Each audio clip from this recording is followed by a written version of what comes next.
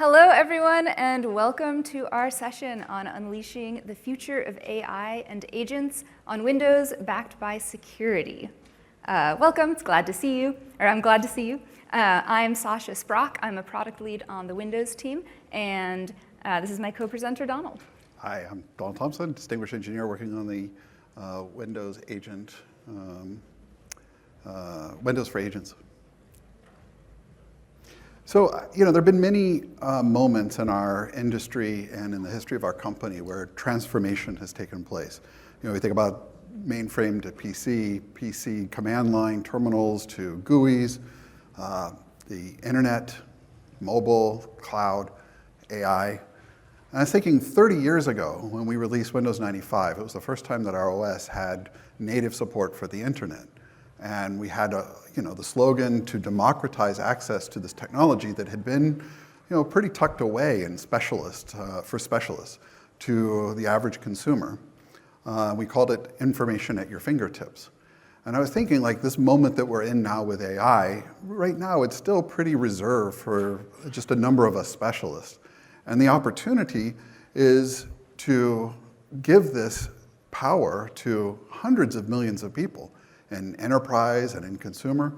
And this really marks the first time in our OS's evolution that we are making that kind of technology and enabling you as the developers to build that kind of capability and make it available in the OS itself. And so you could think of this as we're entering a new era from information at your fingertips to intelligence at your command, to be able to summon up these powerful AI models and employ them in your day-to-day life and work.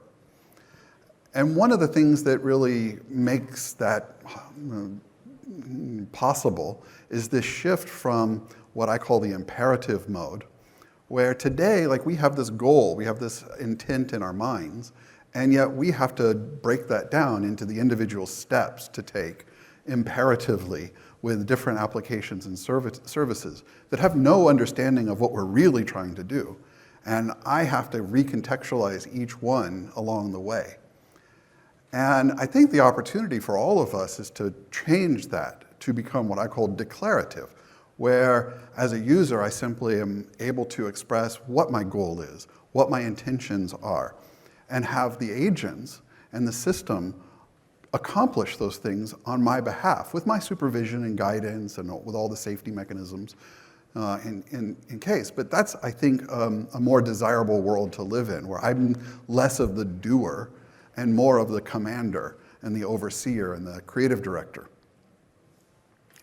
So to support this declarative interaction model, we're building a few new platform capabilities that we want to talk to you about today.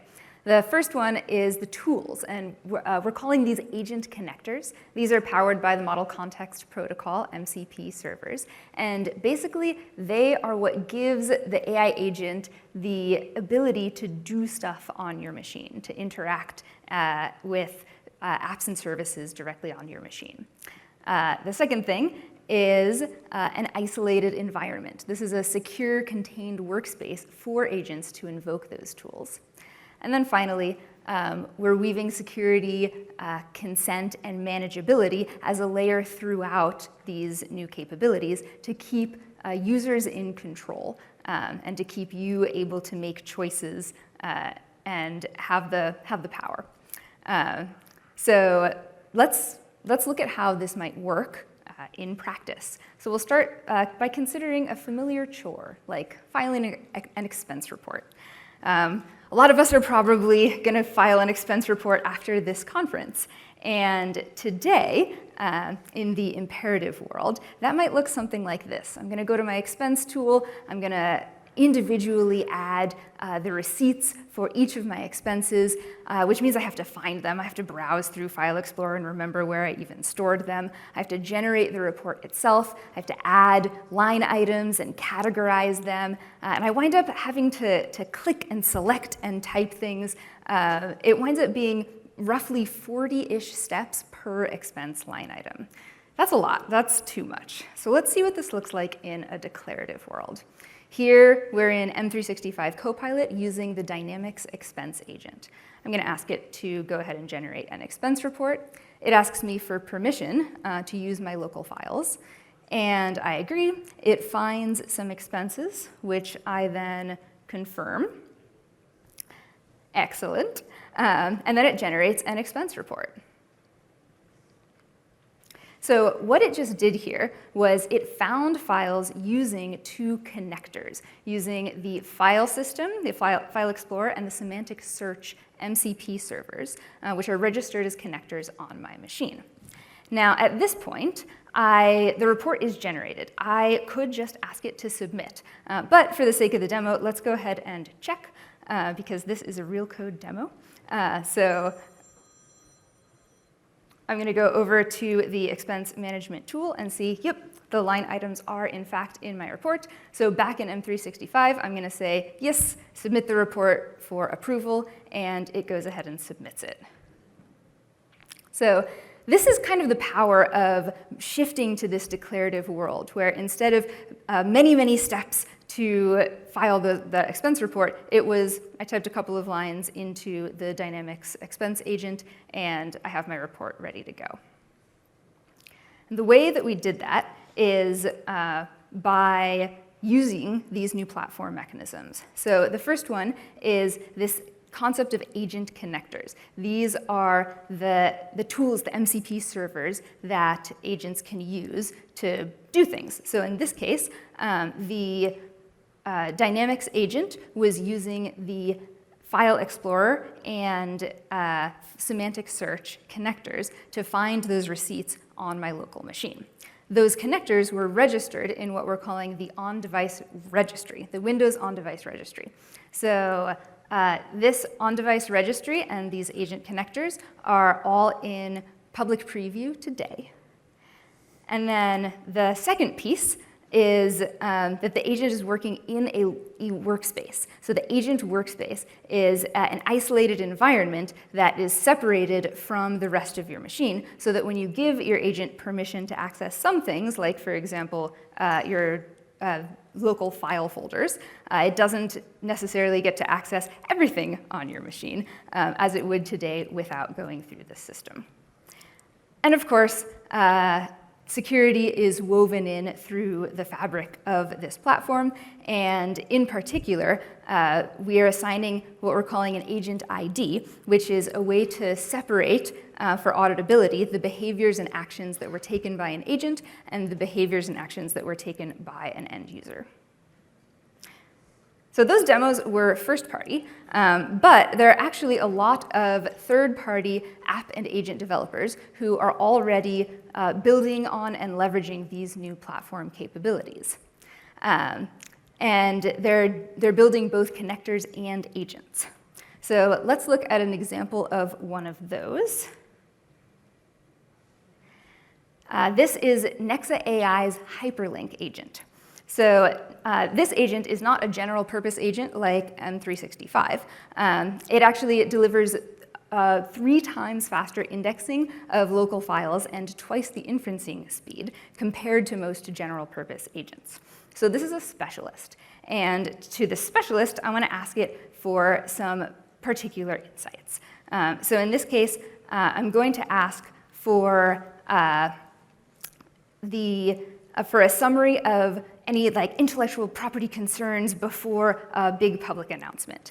Now I have to warn you that everything that Nexa is currently running on is dummy data, because I didn't want to talk about any actual IP risks in front of this audience. So, but you can see what Nexa is doing here is it's digging through up to 10,000 local files and helping me flag risks across various design and engineering files, so that I am ready to go before my public launch. So I already gave hyperlink access to both the files and file search MCP servers, and so it was able to scan, index, and retrieve those insights.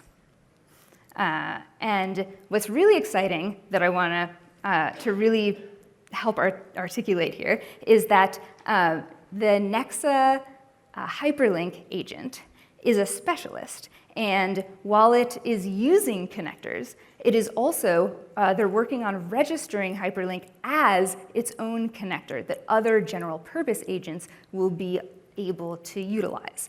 And so this means it can be invoked by other agents and then used as a specialist. Let me jump to the next slide here.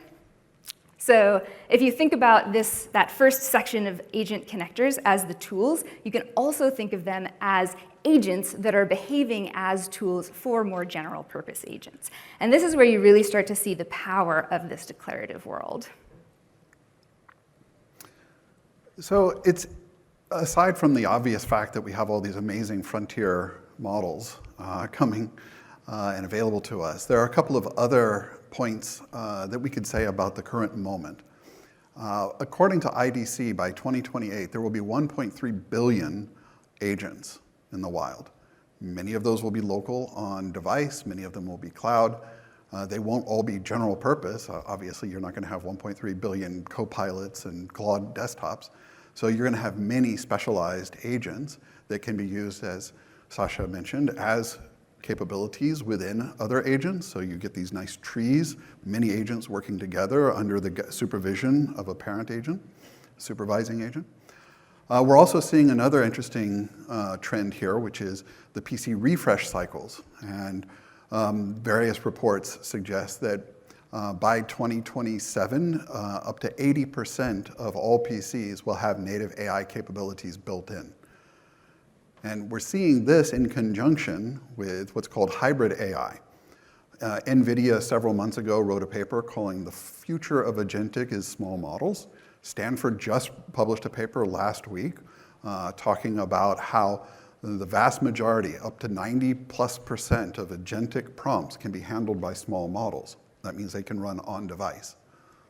So one of the things that we have to think of as a platform is how do we enable you as a developer to always use the best model to get the job done that balances privacy and security and latency and cost and all the other constraints. So some of the things that we're working on now is how to make it really easy for you to take advantage of models that will be in Foundry, both Azure Foundry and Windows Foundry, and know when it's appropriate to use a frontier model versus a local specialist model, and even doing LoRa and fine-tuning of models so that you can have your specialist agents use specialist models to accomplish tasks.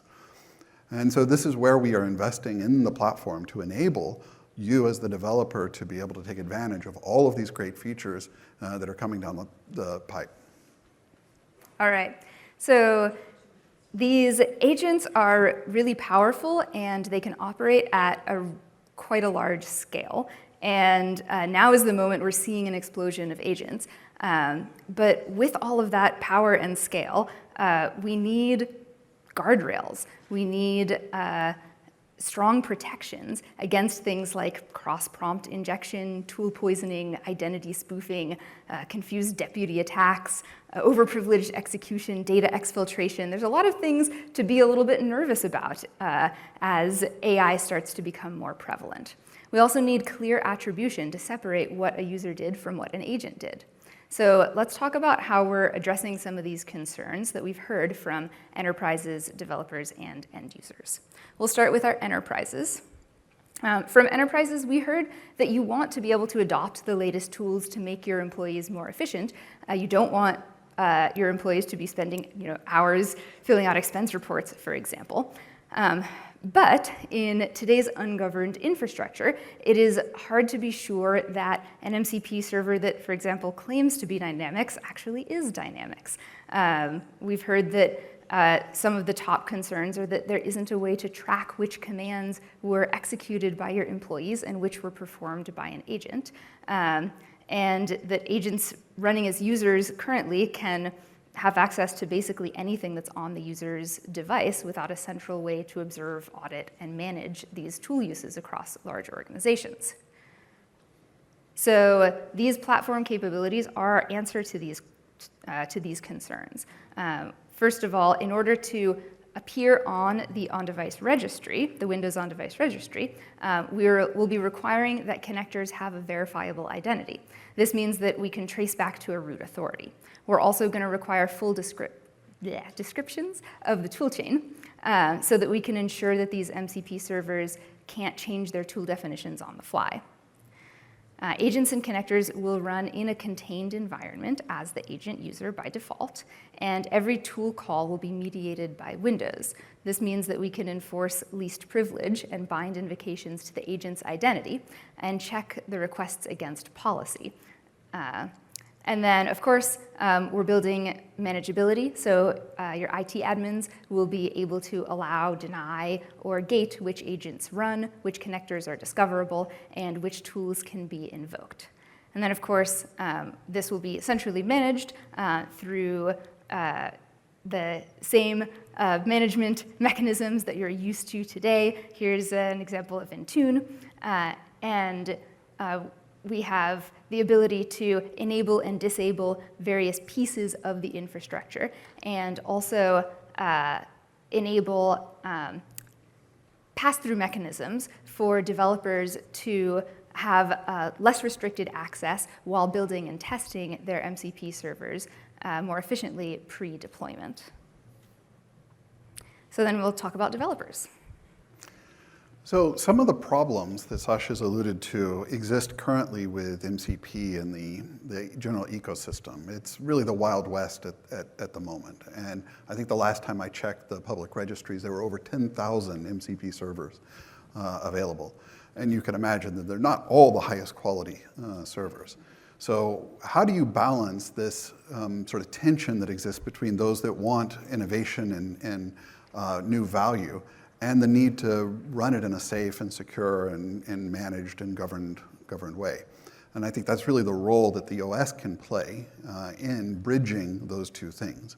So we've been very sensitive about the requirements that will be imposed in order to participate transparently in this managed world, in this governed world, so that you still have all of the flexibility of the tools that you love and the frameworks that you love, and with just a little bit of additional effort, which is standard for making an application available today on Windows, you will automatically be lifted up and participate in this secure, governed environment. The first problem that MCP really is trying to solve is what's known as the N by M, where you have a number of different clients and a number of different servers. And the challenge is, how do you create the connections between all of those? And that's the N by M problem. So by coming up with a protocol that allows clients to effectively discover and consume arbitrary protocol-compliant servers, we've solved that problem. And Microsoft is very involved with Anthropic in improving and extending the definitions of the protocol itself. I think we have 14 PRs that have been accepted so far in both the main protocol as well as some of the packaging, MCP-B. The challenge is that we don't want you as a developer to have to worry about adding all of the authentication and authorization and policy and all of those controls in the software that you're building. That if you just have identity and a couple of other requirements, we will make sure that you get all of those things effectively for free. The next part of this is, if you are a developer of an agent that wants to consume other MCP servers and other agents, it's up to you to provide the mechanisms by which those are configured and those are installed and provisioned by users or IT. So every one that we show, like Claude and M365 and so on, they are what's known as hosts, and they have to have their own mechanism. VS Code is the same, GitHub Copilot, et cetera. Have to have the mechanism to allow the user to configure and install the MCP servers they want. That means that they have to provide all of that installation mechanism, the configuration and registration, and how their agents themselves discover it. This is one problem that we're trying to address with what we call the on-device registry, is it becomes the central place for you as a provider to be discovered, or you as a consumer to discover those capabilities that are available under the guidance of a user. Today, if I install something like Perplexity, I have to put my API key in a JSON file somewhere that's usually well known for the host that I've configured it for. And then every host that I want to use Perplexity from, I have to do the same thing. I have to re-provision each one of those hosts. So one of the things that we're trying to overcome is by having an on-device registry, I as the user can configure this once and then make it available to all of those different hosts. We are also adding these agent connectors to the store. So there will be a way to identify and find and search for and then cleanly install these capabilities just as you would a normal desktop application. So we've spent a lot of time over the last 6 months, maybe a little more, building in this, what we call the native support for MCP. We've taken this as a foundational component. It's a protocol, which is really nice because now it can be implemented in many different ways as long as it complies with the protocol. And even our own on-device registry is an MCP server. So you can use the mechanism of MCP to discover the set of MCP servers that have been configured for the machine.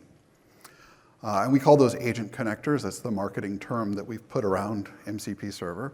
You've heard us talk about the agent workspace, which is a secure container that allows these agents and MCP services to use your machine, use the capabilities on your machine that are completely controlled.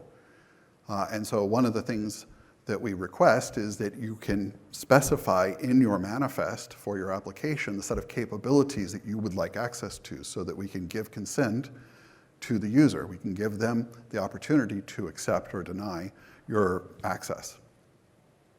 And then of course we have with Foundry, we have built-in models, we have built-in tools that we're making available, the agent connectors, to get this bootstrapped. And then I've mentioned, of course, the on-device discovery. So the general flow is a user is interacting with an agent. That agent is known as an MCP host, which has a number of individual clients that maintain sessions to MCP servers. So you'll get one MCP client per MCP server, and they're stateful. So the first thing that host has to do is discover what MCP servers are available. And as Sasha mentioned, these can also be agents. So there's nothing that says an MCP server has to be just a set of discrete tools. They can be agents, and the distinction would be that it has some agency, meaning it can reason about a task and take action on its own, as opposed to a tool which is just doing what you've asked it to do explicitly. But MCP doesn't make any kind of distinction that you can't have agentic capabilities in an MCP server. So the registry will return back the set of agents and connectors that are available, and then the agent, the host, can decide which of those it wants to include or incorporate or exclude that can connect to them. When it goes to connect to them, it will actually go through a proxy component that we're providing. And this allows us to, one, audit what's happening. We can include Defender now, which is growing to include MCP-aware protocol observation to handle cross-prompt injection and a whole bunch of other attacks, as well as policy. There may be some policy that the user or administrator have set that prevents certain types of actions from taking place. So the proxies are our opportunity to provide those safeguards. And then we will forward on the request to the server in a container. And what's really nice about this is that right now we have the workspace on device as a separate session, it's a separate container, which controls the blast radius. So it really limits the kind of damage that can be done by any of these things. But in the future, we will also allow this to run in the cloud as part of Windows 365. So it doesn't necessarily have to even be local that these agents can work. We can move workloads to and from the cloud as appropriate. And for remote MCP servers, which are really just a URL, we don't do anything. We don't proxy those things. So you can register both local MCP servers, which go through standard I/O, and remote, which is streaming HTTP, in the on-device registry. And if it's a remote MCP server, the agent can connect and communicate directly with it. So kind of like what happened on the original World Wide Web. The World Wide Web was, the Wild West, and anything goes. And then we figured out, we should probably secure this thing. And so we started adding things like HTTPS, and then we started adding OAuth and these kinds of mechanisms. So I think we're in a similar mode right now where, with MCP in particular. So as I mentioned, we want to really impose as minimal kind of requirements on a developer of either agents or tools or connectors. The first is packaging. Today, it could be the case that it's just NPX and some node that gets downloaded, node package that gets downloaded, or UVX for Python, et cetera. That's not sufficient because there's no identity that's associated. There's no code signing over those. So we can't authenticate the quality and the provenance of that software. So we are requiring to run in our restricted mode, which I think we'll talk a little bit about restricted and non-restricted in a second. But in this kind of secure mode, the software that we will allow to be installed and run must be packaged, which is either M6 or MCPB, which is coming soon. And as I mentioned, the part of that is that these are signed. They are signed to a root authority that we recognize. And the last thing is that that manifest can include the set of capabilities that you would like access to. It's no different than saying, hey, I'm a page that wants to access your microphone or your camera. It's the same type of thing. So if you need access to the camera, you say, I need access to the camera. Because if you try to go into an environment and you access the camera and you haven't been given that right, you'll be denied. So the flow for producing a MCP server, a connector, an agent connector, you write it as per usual. There's plenty of SDKs out there that show you how fast MCP. There's plenty of SDKs that show. This is your unique value add. You add now a manifest. You package that manifest in an M6, and there's support in all of our SDKs for being able to do this. It's signed. It's the same way you would do it if you were deploying an application to the store, for instance. You publish it. There's a number of different targets that you can publish your applications. Again, this is no different than how you would build applications today to run on the Windows desktop. And then those are ultimately discovered and consumed and installed and deployed. Now, if you are a consumer, here's some code that illustrates what it looks like to query the on-device registry. You access its location, which is canonical, through the registry. It's an MCP server, so literally you issue an MCP request to it. And in this case, it's standard I/O, of course. So using the C# SDK, you get access to the client. You issue the request. You get back the standard format. This is compliant with the official Anthropic standard for registry descriptions. You will get back those descriptions, and then you can create or instantiate any of the clients that you'd like. And if you'd like more information on what I just described, these two steps, there's a separate session, Breakout 332, that I encourage you to attend. So to pull this together, I'm going to show another demo here using Manus. It's a demo. I don't think this demo started. There we go. Okay, so Manus is a computer-using agent. And this really pulls together all of the components that I just talked about. So it is using the on-device registry as an agent. It is discovering a couple of the services that we've described, File Explorer. It is going to launch an instance of the agent workspace, what it calls My Computer. So it now has a private version of a desktop session that is in its own identity while it constructs the code. So what it's doing here is it's actually building a portfolio website based on a collection of files that were on the file system. So as it goes through, it's now built this website and then offering you the option to publish that website. And there it is. It's now published. And all of that was completely driven by the Manus computer-using agent over your local file system using the agent connector. So it really ties together all the pieces I just described.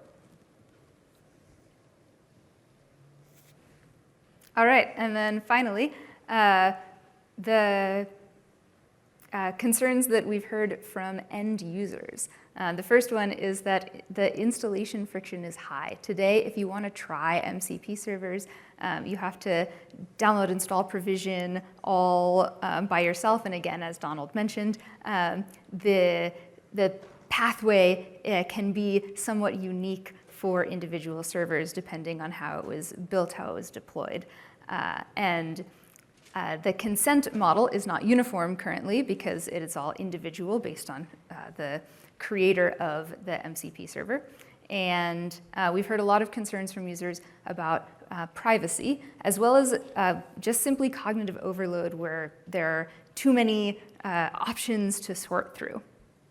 So first of all, for the installation purposes, we're releasing some built-in MCP servers so that you can try these out without taking a bunch of extra steps. So our first two are the File Explorer and System Settings MCP servers, which we've showed off a few times throughout this presentation. Then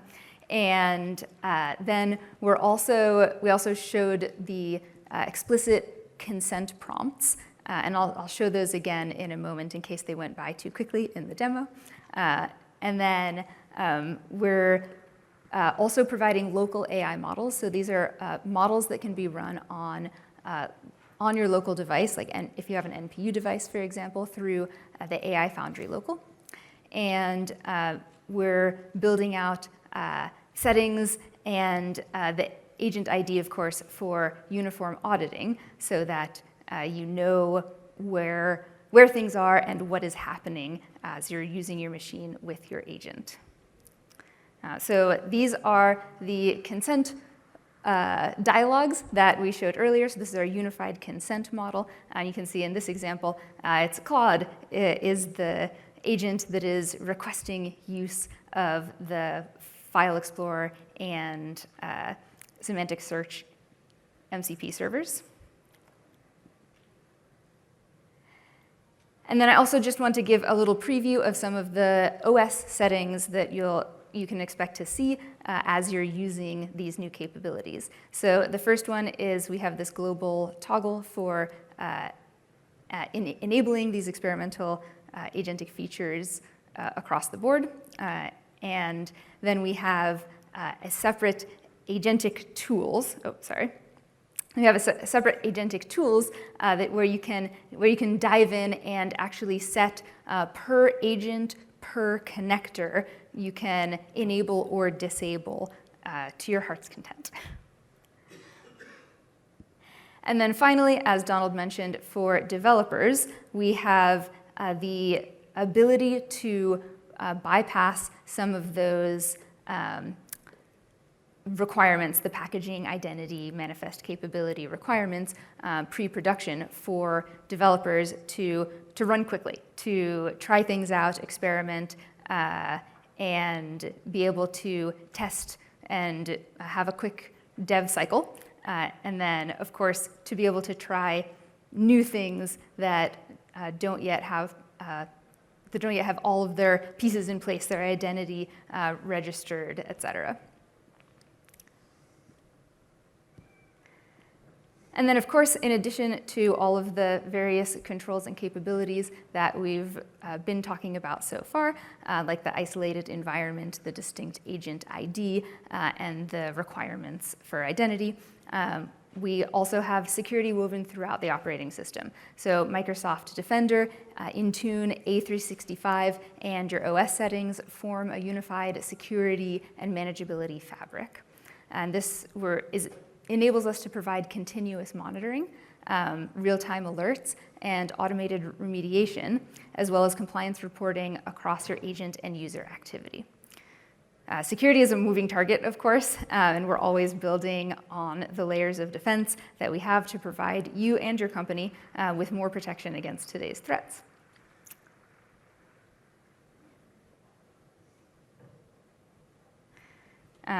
So now we just want to summarize quickly the things that we have that are in public versus private preview. Yeah, public preview. So Windows connectors, the File Explorer, and system settings are available today. private preview, I mentioned the agent workspace, which would be effectively a version of a desktop session that is fully contained and secure. This is coming in our private preview bits. And also in public preview is the agent identity. As we said earlier, this is what allows every action to be attributed to an agent and not a human user. All right, I want to pause on this slide to let you take pictures.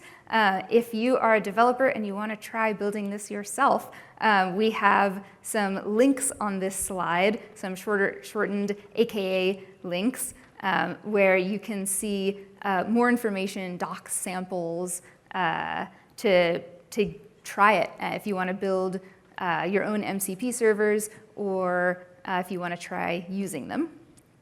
And then we also want to, if you're interested in learning even more about the developer side of things, how to actually create these MCP servers, the difference between running your local server versus your remote server, et cetera, then BRK 332 is going to be a great session for that. And that's on Thursday morning. Great. We have a few minutes if you'd like to ask any questions. Thank you.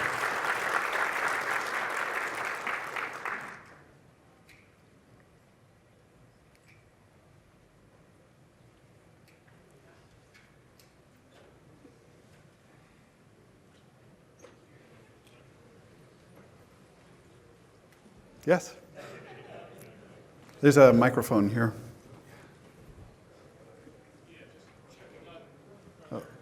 Can you hear this? Yes. Yeah. All right, now it's on. Any restrictions on like connecting to devices on the system, like USB or other devices plugged in? No, other than what would be prevented from the session container. But again, you can ask for permission for those things. But right now, I don't think that those are in the class of restrictions. Okay. You mentioned that integration with Defender is coming. Yes. Can you elaborate on, I guess, when and what to expect? When I cannot. What to expect is definitely protocol aware. So they are currently adding support for the MCP protocol itself. And so you can think of it sort of layer 7 in networking stack terms. It's application aware. But it can identify things like the cross prompt injection attacks and other forms of attacks. And the nice thing is that because it's Defender, it will be able to update on an ongoing basis, so our proxy will be always up to date. The proxy also is pluggable, so if there are other security products that an administration wants to include, they can also do that as well to hook into those calls. Thank you.